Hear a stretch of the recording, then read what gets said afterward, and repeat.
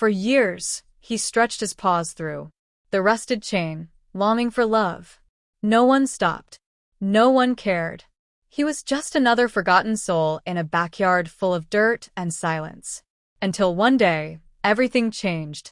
A woman walking by saw something no one else had noticed. What she did next would rewrite his fate forever. Max didn't remember life before the chain. It had always been there, cold, heavy, unforgiving. It wrapped around his neck like an iron collar, biting into his skin whenever he moved too far. At first, he had fought against it. He had scratched, twisted, chewed, desperate to break free, but the chain was stronger than he was. And over time, he learned there was no escape. The backyard was small and lifeless. The dirt was packed hard beneath his paws, the grass long since trampled into dust. A broken wooden fence surrounded him, cutting him off from the world beyond. Sometimes, he would catch glimpses of it through the cracks, flashes of color, moving shapes, shadows of a life he would never know. His food bowl sat empty more often than not, rusting under the sun. His water dish, if it was ever filled, dried up too quickly in the summer heat. The scorching sun burned his fur, the ground beneath him searing his paws. In the winter, the cold cut through him like a knife, his body shivering against the biting wind. There was no shelter, no warmth, no comfort. Only time. Endless, agonizing time. He had once been strong. He had once been proud. His body had carried muscle, his coat had been thick and full.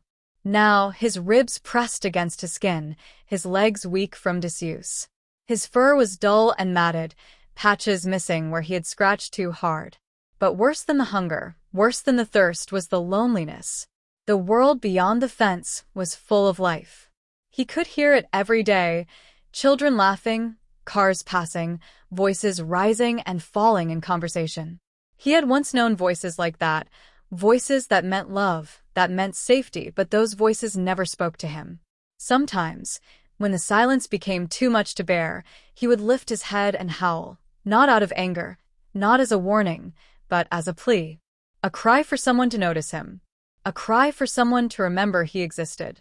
But no one ever answered. His owner, if he could even be called that, rarely came outside. Sometimes food would be tossed onto the ground, dry and tasteless. Other times, days would pass without anything at all. His stomach twisted in pain, his throat burned with thirst. And yet, even after everything, even after all the suffering, something inside him refused to die. He didn't know why. He only knew that every day, he still crawled toward the fence, still hoped, still waited. Then one afternoon, he heard footsteps. They were different, softer, slower. He had learned not to care when people walked by. He had learned that no one ever stopped. But this time, the footsteps paused. A pair of shoes creaked, and then a voice. Oh my God! It was a woman. His ears flicked forward. He barely had the strength to lift his head, but he did. The shoes didn't move. She was still there. For the first time in years, someone saw him. Claire stood frozen, staring through the gap in the fence. She hadn't expected to find this. She had been walking down the street, lost in her own thoughts, when something caught her eye. A shadow, a movement, a glimpse of something stretching out from beneath the fence. Then she saw them, the paws. Large, bony, covered in dirt, with patches of fur missing. They pressed against the ground as if reaching for something, for someone, and then she crouched down. That was when she saw his face. Max lifted his head slowly, almost like he wasn't sure if she was real. His dark eyes, sunken from hunger, locked onto hers. His ears twitched slightly, but he didn't move. He was waiting. Claire's heart clenched. How long had he been like this? How many people had walked past this fence without ever noticing him? She swallowed hard, scanning his body. Thin to thin. His ribs pressed against his skin.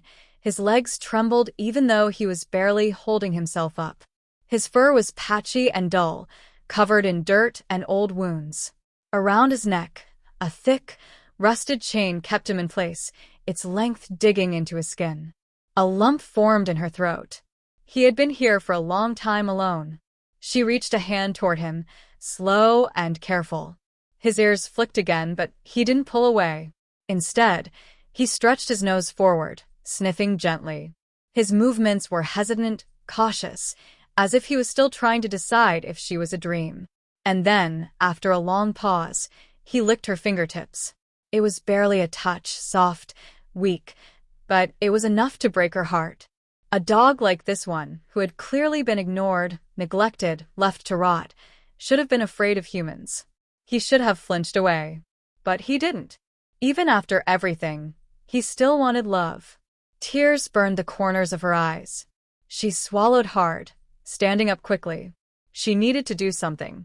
Her hands clenched into fists as she scanned the yard, looking for any sign of life. A house set just a few steps away, old and run down, its windows covered with dust and grime. The fence was broken in places, the yard littered with rusted tools and trash. And Max, forgotten, left outside like nothing more than an afterthought. Her jaw tightened. No. She wouldn't ignore him, not like everyone else had. She pulled out her phone, her fingers shaking as she scrolled through her contacts. There had to be someone, a shelter, an animal rescue, anyone who could help. Her heart pounded in her chest. She knew that if she walked away now, he might not make it. She had to act. Claire tried calling the nearest animal shelter, no answer. She tried again, still nothing. Her heart sank as she dialed another number and another. No one was picking up. Her fingers clenched around the phone. She had two choices: walk away and hope someone else helped, or step in herself. She glanced at Max again. He was still watching, still waiting. She couldn't leave, not without doing something. She slipped her phone back into her pocket and reached for the latch on the gate. It was locked, of course it was. Her eyes scanned the fence, searching for another way in. It wasn't tall, but it was sturdy enough that climbing over wasn't an option. She walked along the edge of the property, looking for a weak spot, an opening, anything. And then she saw it. Near the back of the fence, a few old wooden boards had rotted away, leaving a gap just big enough for her to squeeze through. She hesitated for half a second before dropping to her knees, crawling through the tight space, feeling dirt and dry grass press against her palms. When she stood up on the other side, she finally saw him fully, not just through a gap in the fence, not just as a pair of reaching paws, but as he was. Skin and bones. Ribs sharp under his thin fur, legs trembling just to keep him upright. She took a slow step forward. Max didn't move. His eyes locked onto hers, but he stayed where he was, the heavy chain around his neck holding him back. She let out a shaky breath. "Hey, buddy," she whispered. His ears twitched. She crouched down, keeping her movements slow, careful. Her fingers itched to reach out and touch him, but she knew she couldn't rush this. "You've been here a long time, haven't you?" Max blinked slowly and then, hesitantly, he took half a step forward. Her heart clenched. It was barely a movement, just an inch, but it was enough. It meant he hadn't given up completely. She extended her hand again, palm open. Max sniffed the air, but didn't come closer. She let him take his time. Her eyes flickered to the chain around his neck. It was thick, rusted, and far too tight. Her stomach twisted. He had probably been wearing it for years. Her hands curled into fists. How could someone do this? How could someone leave him like this, suffering in silence, day after day? Her jaw tightened. This wasn't just neglect. This was cruelty. She swallowed hard and glanced toward the house. No lights were on inside. No movement. Was anyone even home? Her pulse quickened. She wasn't sure what scared her more, that someone was inside and simply didn't care, or that he had been abandoned completely. Either way, he wasn't staying here. She looked back at him, meeting his tired eyes. "I'm getting you out of here," she whispered. For the first time, Max's tail moved, just a little, a flicker of hope. Claire pulled out her phone again. This time, she wasn't calling for help. She was calling the police. Her fingers tightened around her phone as she listened to the ringing on the other end. Each second felt agonizingly long. What if no one answered? What if help never came? Then a voice. 911. What's your emergency? She inhaled sharply, her chest tightening. Hi, I need to report a case of animal neglect. A dog. He's in terrible shape. He's chained up. He's starving, and I don't think anyone has taken care of him in years. The dispatcher's tone remained calm and professional. Can you provide the address? Claire turned, scanning the peeling numbers on the house. She read them aloud, her voice growing more urgent. How long has the dog been there? I don't know, she admitted, glancing at Max, who remained still, his tired eyes locked onto hers. But judging by how he looks, a long time. A pause.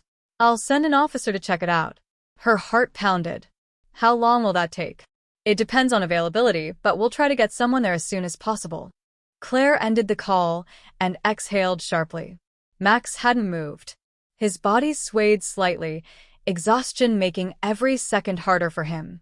She knelt down again, her voice soft. They're coming. You just have to hold on a little longer. His ears flicked, but he still didn't step forward. A painful thought crossed her mind. Did he even know what freedom felt like?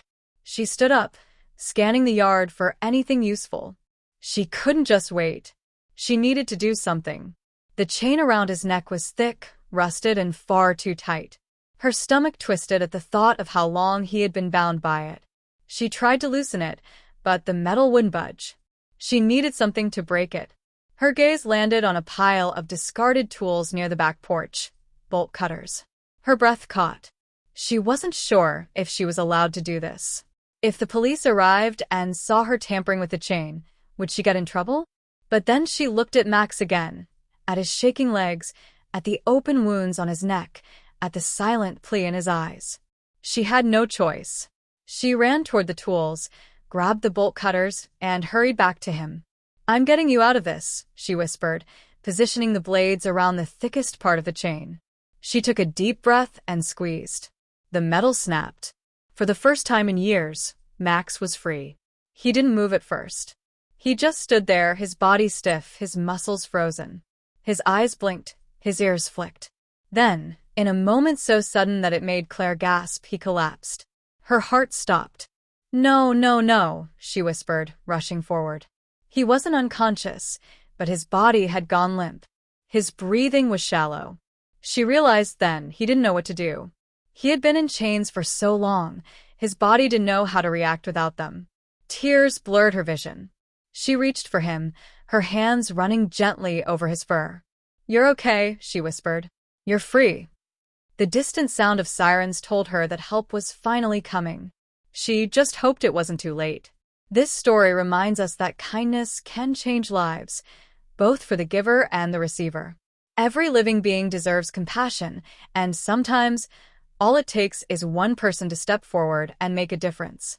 Whether it's rescuing an animal, helping a stranger, or simply showing empathy, our actions ripple outward, creating a better world for everyone. Be the reason someone believes in hope today.